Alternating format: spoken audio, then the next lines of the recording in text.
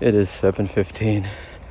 I literally just finished forming that brass and loading that bullet 2 hours ago.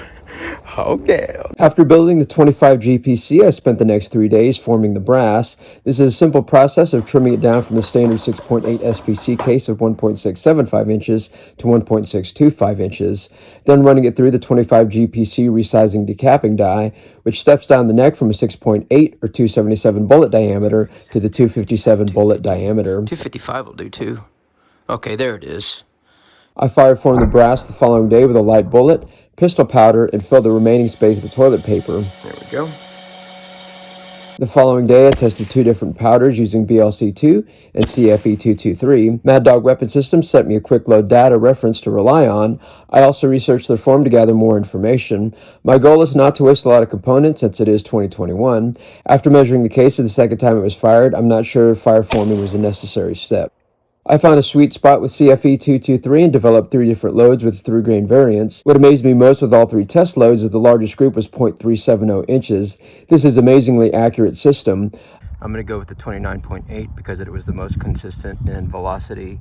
I think there's a 3 FPS spread on that one. So, and just like that, we are already at the point where we're about to throw on the thermal.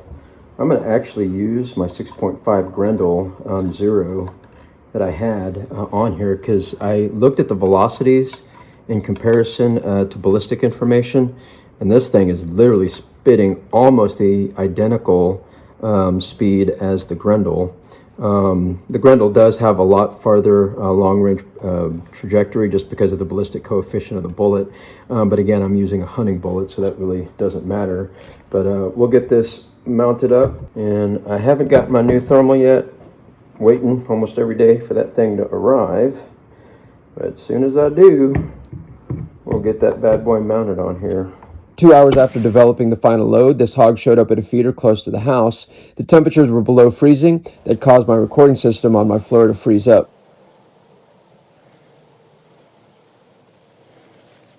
Here we go. He's down. One shot. Sorry I couldn't get it on video. Dang it. First hog with my 25 GPC. Shot placement right through the heart. I nailed this guy. That's a very accurate bullet.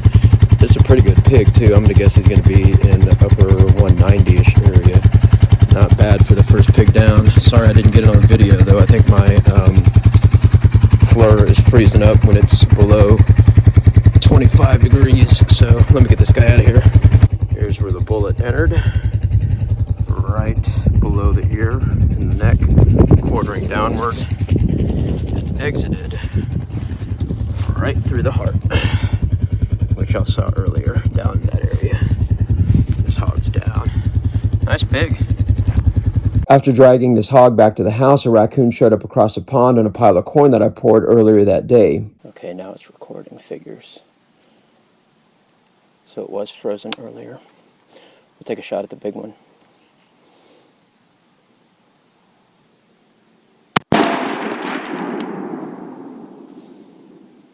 .25 GPC, raccoon at 235 yards.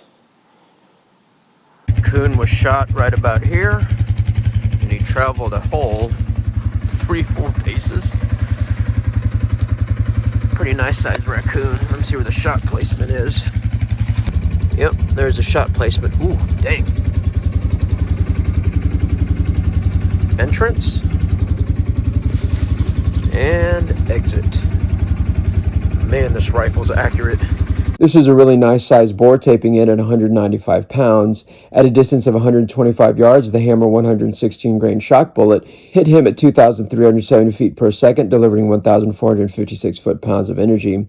At 235 yards, this nice sized raccoon was struck at 2,146 feet per second, impacting him at 1,186 foot-pounds of energy. I'm beyond impressed with the 25 GPC Wildcat caliber and its accuracy with the Hammer 116 grain shock bullet. I've put a lot of load development data on Mad Dog Weapon Systems website. Be sure to visit them if you're interested in this caliber. Hopefully my next hog hunt will be with my new thermal. Until then, stay tuned for my next adventure.